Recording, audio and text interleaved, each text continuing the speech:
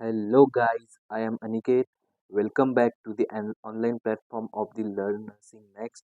I hope you all are doing well. We have started the Sahas batch for upcoming nursing competitive exams like AIMS, MNS, ESIC. In this batch, we will dealing with the very important MCQs that will be helpful for you to get admission in state as well as the central government. So, today's video is going to about the topic pituitary gland. So let's get right into the video. So start करते हैं with the first MCQ of this session. The first MCQ is which gland is called master endocrine gland? Option A है thyroid gland, option B है thymus gland, option C है pituitary gland and option D है pancreas. Okay, question ये पूछ रहा है दोस्तों कि जो मास्टर एंडोक्राइन ग्लैंड जो है वो कौन सी होती है। इसका ऑप्शन जो है वो थायराइड ग्लैंड तो नहीं जाएगा, क्योंकि थायराइड ग्लैंड कोई मास्टर एंडोक्राइन ग्लैंड नहीं होती। थाइमस ग्लैंड भी कोई मास्टर एंडोक्राइन ग्लैंड नहीं है। ओके, पैंक्रियास भी कोई मास्टर एंडोक्राइन ग्लैंड नहीं है। तो जो इसका जो जो ऑप्शन है वो जाता है option C, that is a pituitary gland. Pituitary gland it is also called as a master endocrine gland. चलो दोस्तों, तो जो इसे जो मास्टर एंडोक्राइन ग्लैंड कहते हैं, इसका जो रीज़न है वो क्या है? बिकॉज ये जो पिट्यूटरी ग्लैंड होती है ये कंट्रोल करती है activity of other endocrine gland. Okay, इसीलिए इसे मास्टर एंडोक्राइन ग्लैंड कहा गया है, क्योंकि ये जो पिट्यूटरी ग्लैंड है ये अदर जो एंडोक्राइन ग्लैंड्स होती है उनकी एक्टिविटी कंट्रोल में करती है। ओके, तो इसलिए तो पिट्यूटरी ग्लैंड को मास्टर एंडोक्राइन ग्लैंड कहा जाता है। Okay, understand. सो हमने फर्स्ट एमसीक्यू से अब स्टार्ट किया है, आगे एक के बाद एक लगातार एमसीक्यू देखेंगे। Okay, so next question is what is pituitary where is pituitary gland is situated. इस क्वेश्चन में जो पिट्यूटरी ग्लैंड है उसका लोकेशन पूछा है, उसकी सिचुएशन पूछी है कि वो कहाँ सिचुएटेड रहती है।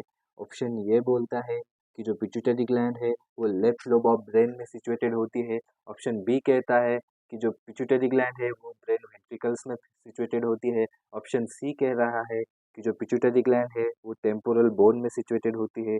और ऑप्शन सी कह रहा है कि पिट्यूटरी ग्लैंड स्पिनॉइड बोन में सिचुएटेड होती है।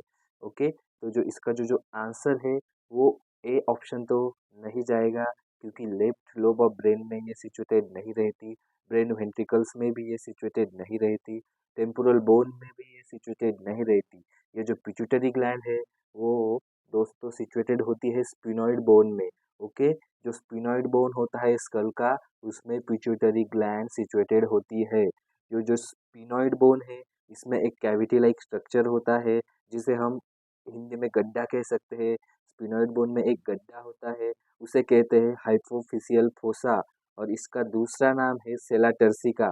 ये जो सेला टर्सिका की कैविटी है और जिसे हम कहते हैं हाइपोफाइशियल फोसा, इसमें जो होता है ये गड्ढे में पिट्यूटरी ग्लैंड सिचुएटेड होती है। Okay, the next MCQ is the MCQ number third. The main hormone of anterior pituitary which is produced about the 70%. Okay, जो एंटीरियर पिट्यूटरी है वो बहुत इंपॉर्टेंट ग्लैंड होती है, इससे बहुत सारे हार्मोन्स रिलीज होते हैं। ओके, बट क्वेश्चन में ये पूछा है कि जो मेन कौन सा हार्मोन होता है जो 70% मतलब maximum amount of the hormone which is secreted by the anterior pituitary, ये कौन सा है, ये अपने को बताना है। ओके, ऑप्शन ये कह रहा है कि प्रोलैक्टिन, ऑप्शन बी कह रहा है कि ACTH that is adrenocorticotropin hormone, option C is the gonadotropin hormone जिसमें एफएसएच और हमारा एलएच आएगा, और option D growth hormone. Okay, तो जो जो इसका जो आंसर है वो प्रोलैक्टिन। प्रोलैक्टिन जो होता है वो एंटीरियर पिट्यूटरी से ही सिक्रेटेड होता है, बट ये मैक्सिमम नहीं होता। ओके, ये एक मिनिमम क्वांटिटी में होता है। एसीटीएच जो है वो भी एंटीरियर पिट्यूटरी से ही रिलीज होता है। ओके, जो गोनेडोट्रोपिन हार्मोन होते हैं जैसे कि FSH follicle stimulating hormone and LH luteinizing hormone, ये भी एंटीरियर पिट्यूटरी से ही रिलीज होते हैं। ओके, बट ये जो मैक्सिमम सीक्रेट नहीं होते। तो जो इसका जो आंसर है दोस्तों, वो जाएगा option number D, that is a growth hormone. ये जो ग्रोथ हार्मोन होता है, ये मैक्सिमम अमाउंट में सीक्रेट होता है, दैट इज अ 70% और मोर देन 70% रिलीज होता है एड्रिनल सॉरी एंटीरियर पिट्यूटरी से। ओके, तो जो इसका जो आंसर है वो जाएगा answer D, that is a growth hormone. Okay, so let's move towards the next question, the question number 4. Okay, the question number 4 is hypersecretion of growth hormone in adults leads to. Okay, जब ये growth hormone जो है, अभी हमने पिछले MCQ में देखा है कि जो ग्रोथ हार्मोन जो होता है वो 70% रिलीज होता है। ओके, जो एंटीरियर पिट्यूटरी का जो है वो एंटीरियर पिट्यूटरी ग्लैंड का जो मेन हार्मोन है वो ग्रोथ हार्मोन होता है। ओके, अगर ये ज़्यादा सीक्रेट हो एडल्ट में तो इसका इम्पैक्ट क्या होगा, ये इस क्वेश्चन में पूछा है। ओके, ऑप्शन ए है एक्रोमेगाली, ऑप्शन बी है गिगेंटिज्म, ऑप्शन सी है Cushing syndrome and option D है एडिसन्स डिसीज। ओके, इसका जो आंसर है वो जाएगा option number A, that is acromegaly. Okay, जो hyper secretion of growth hormone in adult जो होता है वो क्या होता है, उससे क्या होता है एक्रोमेगाली। ओके, इसके साथ अगर क्वेश्चन ऐसा आएगा कि hyper secretion of growth hormone in childrens, तो जो इसका आंसर है वो जाएगा गिगेंटिज्म। ओके, अगर चिल्ड्रन में ग्रोथ हार्मोन के सिक्रीशन बढ़ गया, हाइपर सिक्रीशन हुआ ग्रोथ हार्मोन का, तो उनमें जो होता है वो डिसीज होता है, उसका नाम है गिगेंटिज्म। अगर एडल्ट में hyper secretion of growth hormone होता है तो उससे जो डिसीज होता है उसे हम कहते हैं एक्रोमेगाली। अंडरस्टैंड? ओके, तो चलो देखते हैं नेक्स्ट एमसीक्यू क्या कहता है। तो question number 5 is identify the following image. Okay, एक इमेज दी गई है, ये इमेज बेस्ड क्वेश्चन है जो एग्जाम में पूछा जाता है। ओके, तो बताओ कि ये इमेज क्या कहता है। ओके, ये जो कंडीशन है वो हम डेली लाइफ में बहुत देखते हैं। ओके, ये बहुत सारे लोगों में दिखाई देती है। ओके, आज आपको उसका जो वो कंडीशन है उसका नाम पता चलेगा, वो होता क्या है और वो क्यों होता है। ओके, ये इमेज अपने को आइडेंटिफाई करनी है। ओके, जो ऑप्शन ए दिया गया है वो है अल्बिनिज्म, ऑप्शन बी है वो है विटिलिगो, ऑप्शन सी है वो है पाई एल्बिनिज्म एंड ऑप्शन डी है वाइट पैचेस। ओके, तो चलो दोस्तों, ये क्वेश्चन जानने से पहले, ये find out answer find out करने से पहले इसका जो कुछ बेसिक थ्योरी है वो हम देख लेते हैं। ओके, जो अल्बिनिज्म होता है पहले वो देख लेते हैं वो क्या होता है। अल्बिनिज्म मतलब होता है कि complete lack of the melanin which result in the complete white patches. Okay, जो अल्बिनिज्म है वो ऐसी कंडीशन होती है जिसमें कंप्लीट लैक ऑफ मेलानिन होता है। मेलानिन जो है वो हार्मोन होता है जो हमारे स्किन टोन के लिए रिस्पॉन्सिबल होता है। हमारा जो स्किन टोन है वो मेलानिन हार्मोन डिसाइड करता है। ओके, जो ब्लैक इंडिविजुअल्स होते हैं उनमें जो मेलानिन की लेवल है वो वेरी हाई होती है, बट जो गोरे होते हैं उनमें जो मेलानिन की लेवल है वो कम होती है। अंडरस्टैंड? सो अल्बिनिज्म का मतलब होता है कि complete lack of melanin. Okay, ये जो अल्बिनिज्म है इसमें जो मेलानिन होता है वो बहुत कम होता है और कंप्लीट लैक ऑफ मेलानिन होता है। इसकी वजह से जो स्किन टोन होगा वो कम्प्लीटली वाइट दिखाई देगा due to the absence of the melanin. इस कंडीशन को हम कहेंगे अल्बिनिज्म। ओके, इस कंडीशन को हम कहेंगे albinism. On the another hand दोस्तों, एक होता है विटिलिगो। विटिलिगो क्या होता है, इसमें पार्शियल डेफिशिएंसी ऑफ मेलानिन होती है। ओके, अल्बिनिज्म में क्या होगा, अल्बिनिज्म में कंप्लीट डेफिशिएंसी ऑफ मेलानिन होगी, बट विटिलिगो में क्या होगा, विटिलिगो में पार्शियल डेफिशिएंसी ऑफ मेलानिन होगी। इसका रिजल्ट क्या आएगा कि पार्शियल व्हाइट पैचेस दिखाई देंगे। ओके, विटिलिगो में पार्शियल डेफिशिएंसी होगी, इसकी वजह से जो व्हाइट पैचेस होंगे वो पार्शियल दिखाई देंगे। ओके, मतलब क्या होगा, कुछ रीजन में बहुत व्हाइट पैचेस होंगे, कुछ रीजन में नॉर्मल स्किन टोन होगा, कुछ रीजन में फिर व्हाइट पैचेस होंगे, कुछ रीजन में फिर व्हाइट टोन होगा। ओके, ये इंडिविजुअल हम देखते हैं, कोई पेशेंट होता है जिनमें क्या होता है कि कुछ जो फेस की जो टोन है वो बहुत गोरा होता है और कुछ जो होता है वो नॉर्मल फेस टोन होता है। ओके, इस कंडीशन को कहते हैं विटिलिगो। ओके, चलो जान लेते हैं दोस्तों कि जो नेक्स्ट कंडीशन है वो कौन सी होती है, जिसे हम कहते हैं पाए एल्बिनिज्म।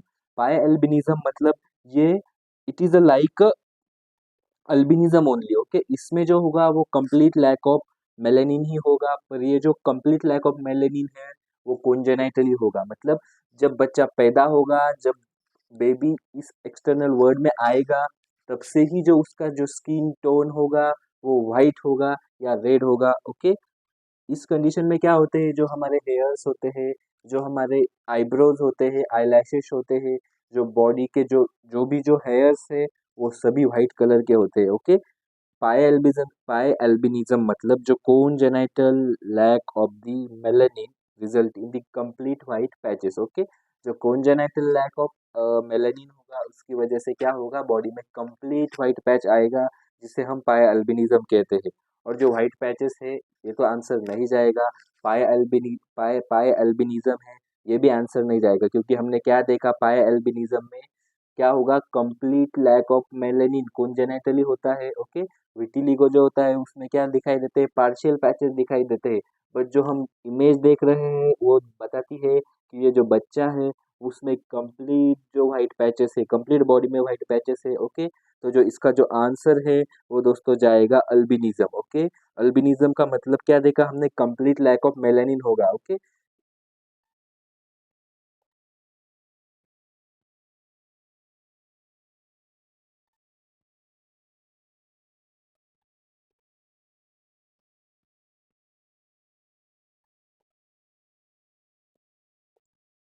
सॉरी दोस्तों फॉर दी डिस्टर्बेंस। ओके, चलो डिस्कस करते हैं फिफ्थ एमसीक्यू। जो अल्बिनिज्म जो होगा उसमें क्या होगा, अल्बिनिज्म में complete lack of the melanin होगा। ओके, तो जो इसका जो आंसर है वो जाएगा option number A, that is albinism. Okay, understand. चलो डिस्कस करते हैं नेक्स्ट एमसीक्यू। ये ये भी एक इमेज बेस है। इसमें दिखाई गया है कि जो विटिलिगो की कंडीशन दिखाई गई है। ओके, विटिलिगो देखो, विटिलिगो ऐसा होता है। विटिलिगो मतलब क्या होता है, जो पार्शियल डेफिशिएंसी ऑफ मेलेनिन होती है उसकी वजह से पार्शियल व्हाइट पैचेस दिखते हैं। देखो, कुछ जो स्किन टोन है वो कम्प्लीटली व्हाइट है, और जो कुछ स्किन टोन है वो ब्लैक है, और वो क्या है, नॉर्मल स्किन टोन है। ओके, ये कंडीशन को हम कहा जाता है vitiligo. Okay, the next MCQ, MCQ number 6, which hormone is responsible for the ovulation. Okay, जो ओव्यूलेशन होता है फीमेल्स में उसके लिए कौन सा हार्मोन रिस्पॉन्सिबल होता है।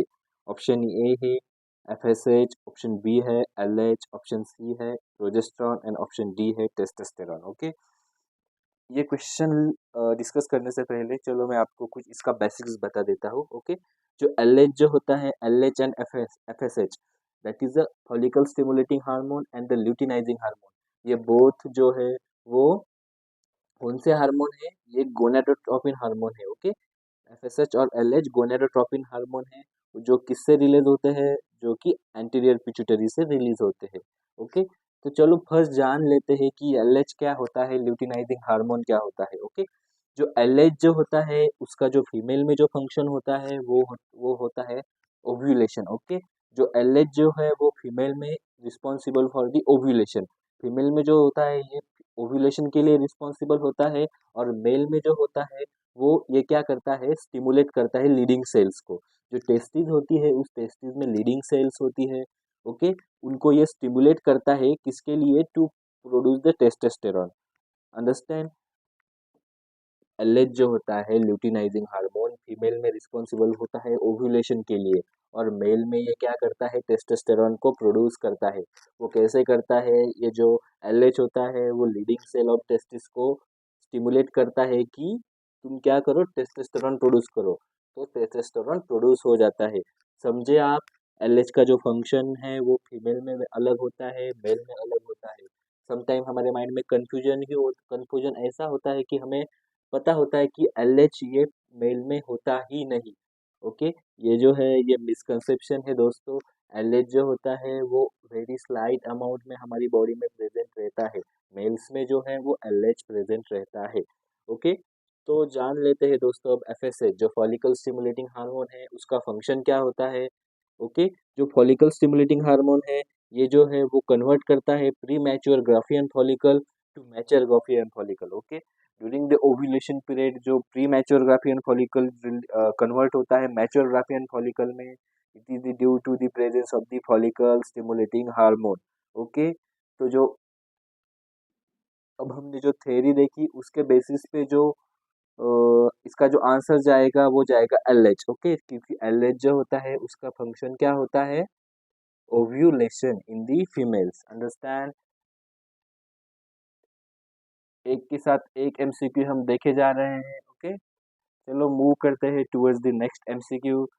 MCQ number 7 is oxytocin is secreted by. Okay, option number A है posterior pituitary, option number B है adrenal medulla, option number C है anterior pituitary and option number D है एड्रिनल कॉर्टेक्स। ओके, तो question ये पूछ रहा है कि जो हमारा जो ऑक्सीटोसिन हार्मोन है जो लेबर में यूज होता है, मिल्क सीक्रेशन में यूज होता है, वो किससे सीक्रेट होता है।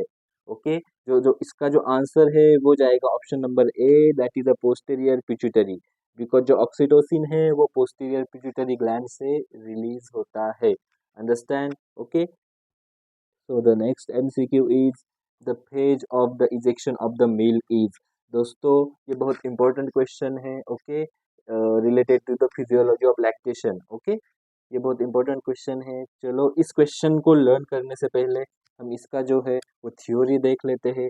अगर हमने थ्योरी पहले पहले लर्न की, पहले हमने थ्योरी क्लियर की, तो MCQ फटाक से हम क्लियर कर देंगे दोस्तों, ये मेरी आपको गारंटी है। तो चलो देख लेते हैं इसकी थ्योरी क्या है। ओके, जो ओके, तो जो फर्स्ट फेज अपन फर्स्ट देख लेते हैं, तो फिजियोलॉजी ऑफ द लैक्टेशन क्या होती है। ओके, जो फिजियोलॉजी ऑफ लैक्टेशन होती है इसमें 4 फेजेस होते हैं। फर्स्ट फेज को कहा जाता है मैमोजेनेसिस, सेकंड फेज को कहा जाता है लैक्टोजेनेसिस, थर्ड फेज को कहा जाता है गैलेक्टोपोएसिस और जो फोर्थ फेज है उसे कहा जाता है गैलेक्टोकाइनेसिस। ओके, तो जो जान लेते हैं कि मैमोजेनेसिस क्या होता है। मैमोजेनेसिस मतलब the production of the mammary gland. Word में ही लिखा गया है। मैमो मतलब मैमरी ग्लैंड और जेनेसिस मतलब प्रोडक्शन। ओके, किसका formation. Okay, production of mammary gland को हम कहेंगे मैमोजेनेसिस, जो है first phase of the physiology of lactation. Okay, ये जो होता है मैमोजेनेसिस, जो प्रोडक्शन ऑफ मैमरी ग्लैंड है वो किसके प्रेजेंस में होता है, ये एस्ट्रोजन के प्रेजेंस में होता है। एस्ट्रोजन ये ऐसा हार्मोन है जिसके प्रेजेंस में जो development of the mammary gland होगा। ओके, उस फेज को कहते हैं मैमोजेनेसिस। ओके, जो सेकंड फेज होती है उसे कहते हैं लैक्टोजेनेसिस।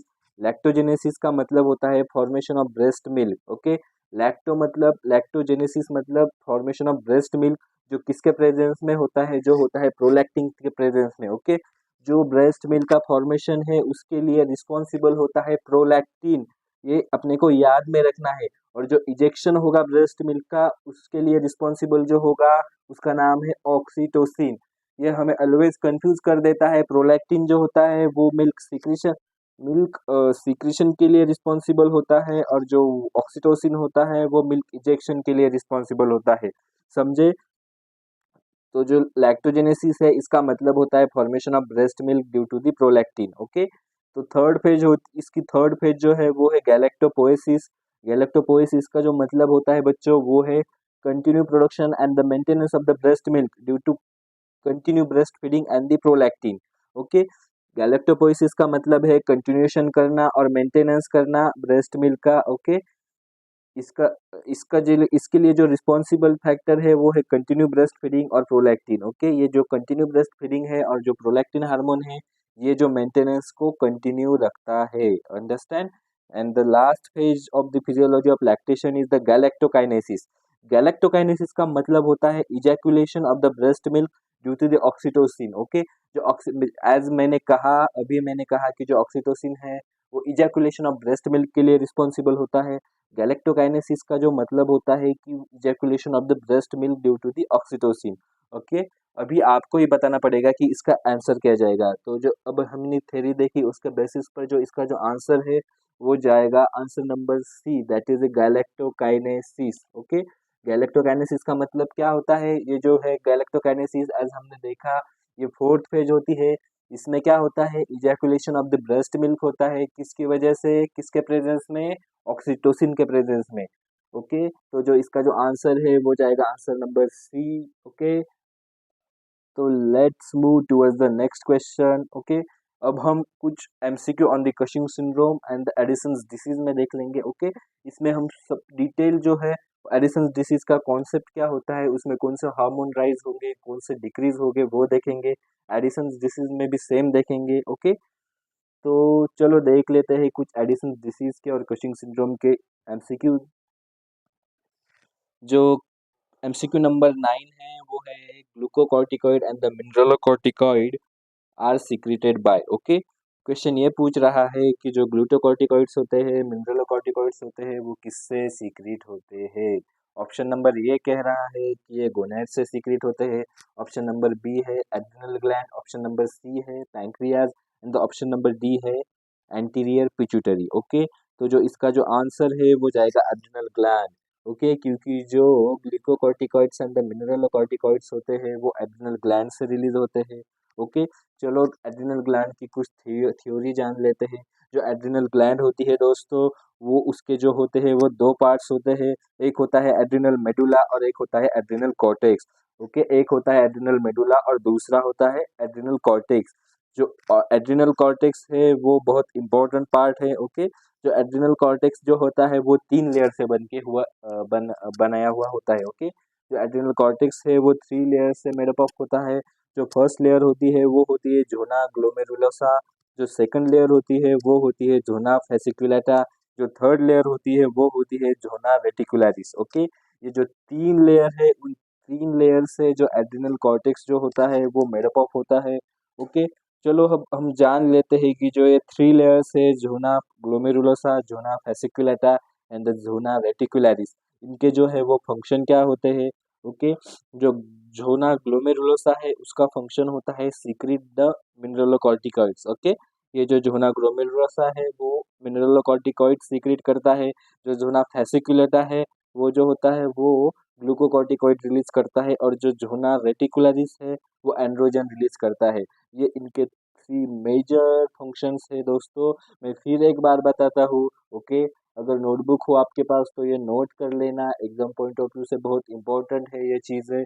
ओके, जो फर्स्ट जो एड्रिनल कॉर्टेक्स की जो एड्रिनल कॉर्टेक्स जो है वो 3 लेयर से बना हुआ होता है। जो फर्स्ट लेयर है उसे हम कहते हैं जोना ग्लोमेरुलोसा, जो क्या सीक्रेट करती है, जो मिनरलोकॉर्टिकॉइड सीक्रेट करती है।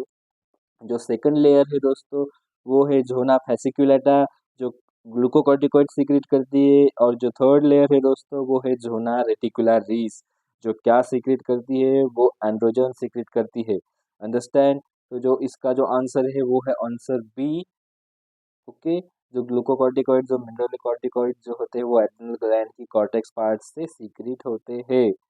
Understand, so let's move toward the next question. The question number 10 is most important hormone secreted by the pineal gland. Okay, question ये पूछ रहा है कि जो सबसे ज़्यादा इम्पोर्टेंट हार्मोन कौन सा है जो सीक्रेटेड होता है by the pineal gland. Option number A है parathyroid hormone. Option number B है थायरोक्सिन। ऑप्शन सी है एंड्रोजन एंड ऑप्शन डी है मेलाटोनिन। ओके, इसका जो आंसर जाएगा वो जाएगा पैराथायरॉयड हार्मोन तो नहीं जाएगा, क्योंकि जो पैराथायरॉयड हार्मोन है वो पैराथायरॉयड ग्लैंड से सीक्रेट होते हैं। थायरोक्सिन जो है वो थायराइड ग्लैंड सीक्रेट करता है। एंड्रोजन है वो एड्रिनल ग्लैंड सीक्रेट करती है। ओके, तो जो इसका जो आंसर जाएगा वो मेलाटोनिन, जो पिनियल ग्लैंड जो है वो मेलाटोनिन सीक्रेट करती है। ओके, मेलाटोनिन जो सीक्रेट करती है वो पिनियल ग्लैंड करती है। अंडरस्टैंड, जो पिनियल ग्लैंड है जो हमारे ब्रेन में प्रेजेंट होती है बिलो दी हाइपोथैलेमस। ओके, जो हाइपोथैलेमस है उसके जो नीचे जो होती है वो पिनियल ग्लैंड प्रेजेंट होती है जो सीक्रेट करती है the hormone name is melatonin. Understand, okay, तो चलो देख लेते हैं नेक्स्ट एमसीक्यू क्या कह रहा है। The question number 11। Okay, the Cushing syndrome is, Cushing syndrome क्या है ये क्वेश्चन पूछ रहा है। ऑप्शन ए कह रहा है कि increase secretion of glucocorticoid androgen but not increase in the mineralocorticoid. Option B कह रहा है increase ADL that is anti diuretic hormone. Option C कह रहा है कि increase the aldosterone. Okay, option D बता रहा है कि जो decrease the secretion of glucocorticoids and the mineralocorticoid. Okay, तो जो इसका जो आंसर है बच्चों वो जाएगा the option number A, that is the increase the secretion of the glucocorticoids and androgen but not increase the mineralocorticoids. Okay, जो Cushing syndrome है उसमें क्या होता है कि जो secretion of glucocorticoids and androgen जो है वो इंक्रीज हो जाते हैं, पर मिनरलोकॉर्टिकॉइड जो होता है वो कभी नहीं बढ़ता। ओके, जो मिनरलोकॉर्टिकॉइड्स है वो बढ़ता नहीं, बट जो ग्लूकोकॉर्टिकॉइड्स एंड एंड्रोजन हार्मोन्स है वो ज़रूर बढ़ेंगे। इस कंडीशन को हम कहेंगे कुशिंग सिंड्रोम। ओके, अब देखेंगे कि इसके ही जैसा थोड़ा सा सिमिलर होता है जिसे हम कहते हैं एडिसन्स डिसीज। चलो देखते हैं एडिसन्स डिसीज नेक्स्ट एमसीक्यू में कि ये होता क्या है। अंडरस्टैंड? तो let's move towards the next MCQ, the MCQ number 12, that is Addison's disease is. Option A कह रहा है कि decrease the secretion of the glucocorticoids and the mineralocorticoids and the androgen. Okay, option B increase the secretion of glucocorticoid androgen but not increase the mineralocorticoid. Okay, option C increase aldosterone and option D is increase ADH. Okay, इसका जो answer है वो है option A, that is a decrease the secretion of the glucocorticoid and mineralocorticoid and androgen. जो Addison's disease है दोस्तों, इसमें क्या होता है, जो तीनों भी हार्मोन होते हैं जैसे कि वो हो गए glucocorticoids, mineralocorticoids and the androgen, ये तीनों भी हार्मोन जिसमें डिक्रीज हो गए, इस डिसऑर्डर को हम कहेंगे एडिसन्स डिसीज। एडिसन्स डिसीज में क्या होगा, ग्लूकोकॉर्टिकॉइड डिक्रीज होगा, मिनरलोकॉर्टिकॉइड डिक्रीज होगा और उसके साथ एंड्रोजन भी डिक्रीज होगा। अंडरस्टैंड? वैसे ही हमने देखा कि कशिंग सिंड्रोम में क्या होगा, कशिंग सिंड्रोम में क्या होता है, कशिंग सिंड्रोम में ग्लूकोकॉर्टिकॉइड इंक्रीज होगा, एंड्रोजन इंक्रीज होगा, पर जो मिनरलोकॉर्टिकॉइड है वो इंक्रीज नहीं होगा। ओके, इसमें जो है वो सभी डिक्रीज होगा जैसे कि mineralocorticoid, glucocorticoids and androgen. Understand? Okay, चलो देखते हैं next next MCQ. The MCQ number 13 is the moon phase with the central obesity is noticed in। Okay, जो मून लाइक फेज जो होता है विद द सेंट्रल ओबिसिटी, मतलब जिसे हम ट्रंकल ओबिसिटी भी कहते हैं, इसका सेंट्रल ओबिसिटी मतलब जो पेट है वो आगे आना। ओके, जिसे हम ट्रंकल ओबिसिटी भी कहते हैं, ये किसमें नोटिस किया जाता है। ओके, इसका जो आंसर है वो एडिसन्स डिसीज तो नहीं है। ओके, डाउन सिंड्रोम तो बिल्कुल ही नहीं है, टर्नर सिंड्रोम भी बिल्कुल नहीं है।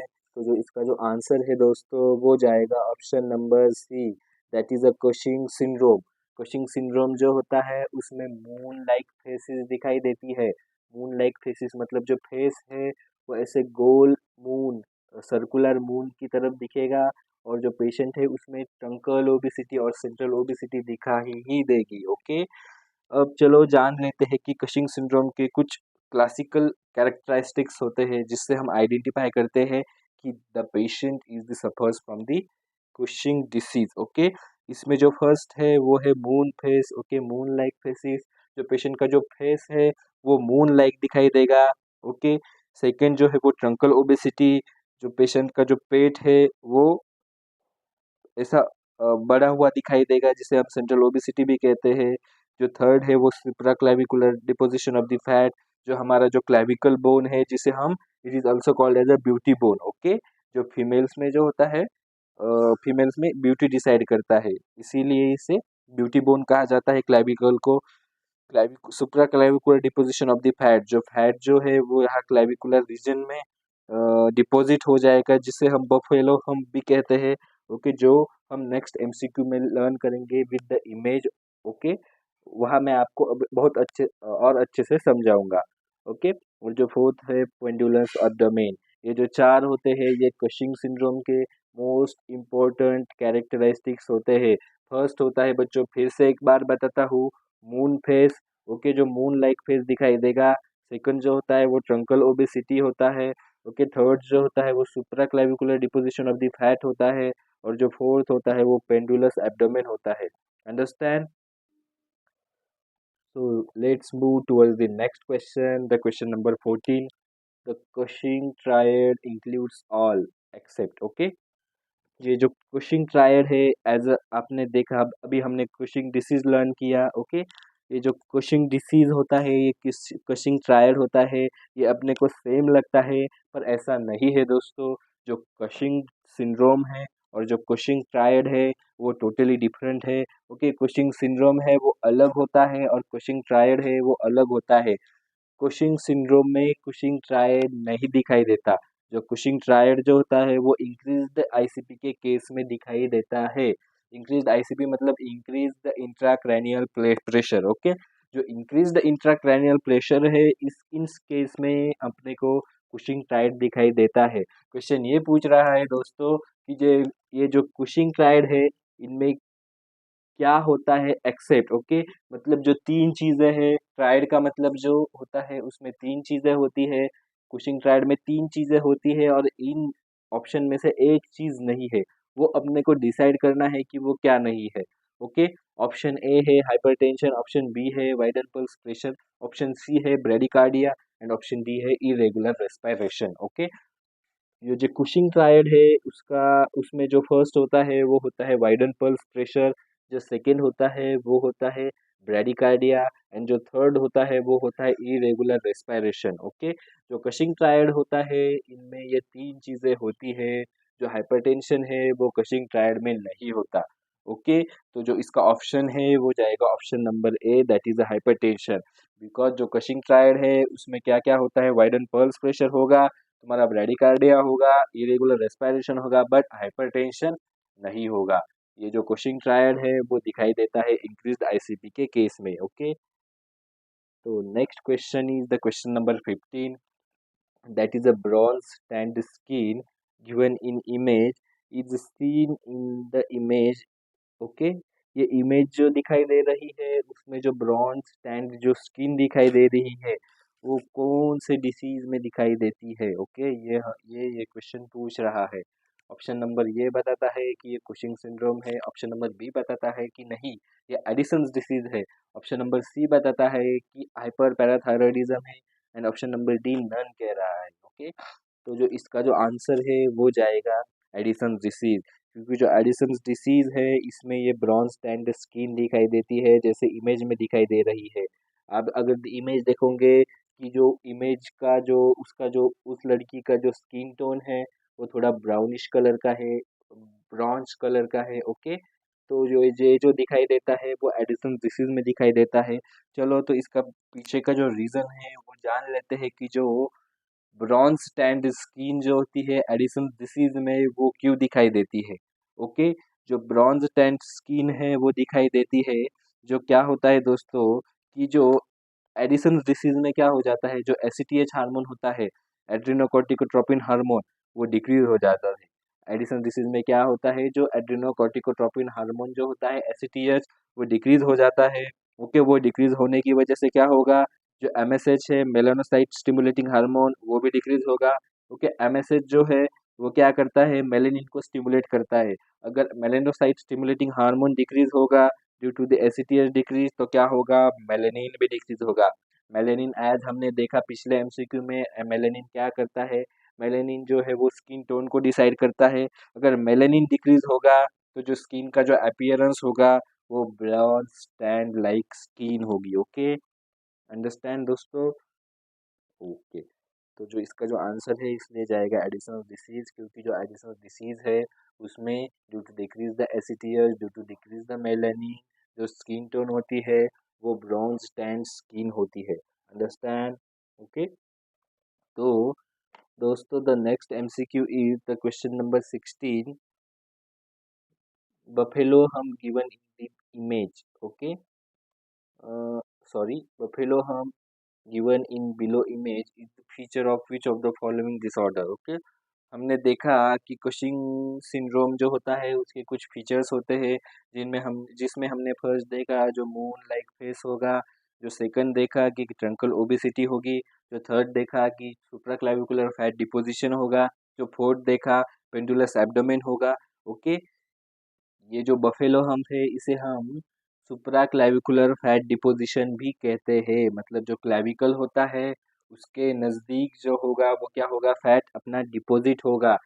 वो जो दिखाई देगा वो लाइक बफेलो हम्प, बफेलो का कैसा हम्प होता है उसके जैसा दिखाई देता है, इसलिए इसे बफेलो हम्प कहा जाता है। जो बच्चों दिखाई देता है कशिंग सिंड्रोम में। ओके, तो जो इसका जो आंसर है वो जाएगा option number A, that is the Cushing syndrome. Okay, तो चलो दोस्तों देख लेते हैं हमारा इस सेशन का last MCQ, the MCQ number 17। Okay, the patient X is having the bilateral adrenectomy, okay, and he is on lifelong steroid therapy. After surgery what you will assess? Okay, पहले चलो दोस्तों क्वेश्चन को जान लेते हैं। Question क्या बता रहा है? एक पेशेंट है, ओके, जिसकी बायलैटरल एड्रेनेक्टोमी हो गई, मतलब एड्रेनल ग्लैंड जो है उसके बोथ लोब जो है वो कट की है, उसकी एड्रेनेक्टोमी हो गई है, और he is on long time life long steroid therapy, और जो जो पेशेंट है वो पोस्ट ऑपरेटिव में लाइफ लॉन्ग स्टेरॉयड थेरेपी पे चल रहा है।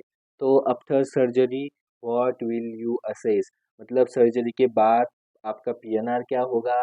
पहले as a nursing officer, as a nurse आप क्या असेस करोगे? ओके, समझे क्वेश्चन? ऑप्शन नंबर ए कह रहा है कि पैरालिटिक इलियस को असेस करेंगे। ऑप्शन नंबर बी कह रहा है कि एसीटीएच को असेस करेंगे, that is the adrenocorticotropin hormone. Okay, option C कह रहा है कि ब्लीडिंग को असेस करेंगे, और ऑप्शन डी कह रहा है कि इन्फेक्शन को असेस करेंगे। ओके, तो चलो जान लेते हैं इसका आंसर क्या होगा। जो एसीटीएच लेवल है ये तो नहीं होगा क्योंकि ये इतना इम्पोर्टेंट नहीं है। ओके, जो ब्लीडिंग है एड्रेनेक्टोमी में इतनी सेवियर ब्लीडिंग नहीं होती, तो ब्लीडिंग को असेस करना भी इतना इसकी प्रायोरिटी नहीं रहेगी। Infection at the site, okay, इसकी भी ज़्यादा इतनी प्रायोरिटी नहीं रहेगी। तो जो ऑप्शन है बच्चों वो जाएगा option number A, that is a paralytic ileus. Okay, इसमें क्या होता है बच्चों, जो एड्रिनल ग्लैंड हो जो होती है वो एब्डोमिनल रीजन में प्रेजेंट होती है। ओके, अगर इसकी सर्जरी करनी हो, अगर अगर अपने को एड्रेनेक्टोमी करनी हो, तो क्या करना पड़ता है? जो इंसिजन होता है वो थ्रू द एब्डोमेन लेना पड़ता है, और जो एब्डोमेन जो होता है उसमें जो पैरालाइटिक नर्व प्रेजेंट होती है वो कट होने के मोस्ट प्रोबेबली चांसेस होते हैं बच्चों। तो किसी भी एब्डोमिनल सर्जरी में और एड्रेनल ग्लैंड की कोई भी सर्जरी हो, तो हम पेशेंट को फर्स्टली असेस करेंगे, क्या असेस करेंगे? पैरालिटिक इलियस को असेस करेंगे, क्योंकि एड्रेनेक्टोमी होगी तो जो उसका जो इंसिजन है वो लिया जाएगा एब्डोमेन से, और जो एब्डोमेन में पैरालिटिक नर्व होती है, अगर गलती से भी उसे कट लग गया तो पेशेंट को पैरालिटिक इलियस का खतरा हो सकता है। तो बच्चों, as a nurse post operatively आपको ये असेस करना होगा हमेशा कि पेशेंट को पैरालिटिस इलियस हुआ कि नहीं। Okay, understand? इसी के साथ बच्चों हमने जो इम्पोर्टेंट जो एमसीक्यूज है वो हमने डील्स किए हैं, related to the pituitary gland, related to Addison's disease, related to Cushing syndrome. Okay, आपको ये लर्न करना है बिकॉज जो अपकमिंग जो नर्सिंग वैकेंसीज है वो बढ़ती ही जा रही है। ओके, जो अपना मिलिट्री नर्सिंग सर्विस का पेपर आ रहा है, ईएसआईसी का पेपर आ रहा है, इसके बाद नॉर्सेट का भी आ जाएगा।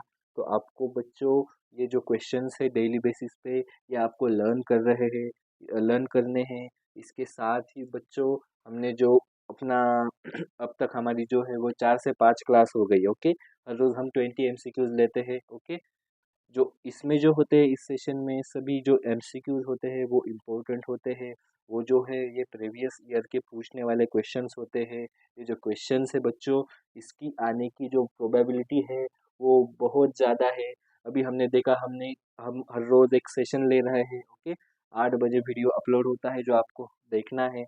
ओके, अगर आपने फर्स्ट डे से देखा तो हर रोज़ आपके आपने ये वीडियो देखा तो आपके 20 क्वेश्चंस हो जाते हैं। आपका 20 क्वेश्चन का स्टडी विद देयर थेरीज अपने को अपनी हो जाती है। ओके, ऐसा देखा जाए तो ओके, जो हमारा जो एमसीक्यू प्रैक्टिस है 20 MCQ 20 MCQ 20 MCQ 20 MCQ 20 MCQ, ऐसे 20 20 20 MCQ करके जो है वो हम पूरा सिलेबस कवर कर देंगे। जो पूरे सिलेबस के जो एमसीक्यूज है वो हम कवर कर लेंगे। ओके, जो आपको बहुत बेनिफिशियल हो जाएगा बच्चों। ओके, तो जो 8 बजे की क्लास है वो देखना कभी ना भूले। इसके साथ हम समाप्त कर रहे हैं हमारा जो एंडोक्राइन सिस्टम है, ओके, वो समाप्त कर रहे हैं। इस एंडोक्राइन सिस्टम में हमने पहले डायबिटीज मेलाइटस देखा, उसके एमसीक्यूज देखे, थायराइड देखा। ये जो दो टॉपिक्स होते हैं बच्चों, वो एग्जाम पॉइंट ऑफ व्यू से बहुत इंपॉर्टेंट होते हैं, that is diabetes mellitus and the thyroid, okay. उसके बाद हमने कुछ पिट्यूटरी ग्लैंड के एमसीक्यूज देखे, कशिंग सिंड्रोम देखा, एडिसन डिसीज देखा, ओके। अगर आपको ये क्लास बेनिफिशियल लग रही है दोस्तों, तो क्लास को लाइक ज़रूर करें, ओके। ये अपने दोस्तों तक, अपने जो दोस्त है उन तक उनके तक ये क्लास पहुंचाए, जो जिस जैसे कि उनको भी बेनिफिट मिलना चाहिए, अंडरस्टैंड, ओके। तो अगर इस जो हमने आज जो एमसीक्यू सॉल्व किए उसमें कोई भी अपने को आपको प्रॉब्लम होगा, कोई भी डाउट होगा, तो you can put it on the comment section, okay. Thank you दोस्तों, थैंक यू।